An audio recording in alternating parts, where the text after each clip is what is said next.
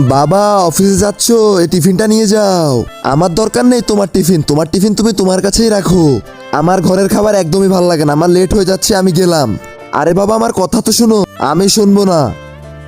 মা তুমি খাবার খেয়েছো? বাবা, যার ছোট ছেলে আজকে সারাদিন খালি পেটে কাজ করবে তার মা কিভাবে খায় বলো? কি ও খাবার নিয়ে যায়নি?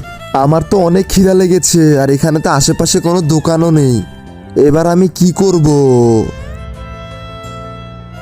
ছোট, তোমার কাছে কিছু খাওয়ার আছে? না ভাইয়া। দাঁড়াও ভাইয়া, দাঁড়ান, আমি এখনই আপনার জন্য খাবার নিয়ে আসছি। হেই জাদুর মটকায় ভাইয়ার জন্য খাবার পাঠিয়ে দাও।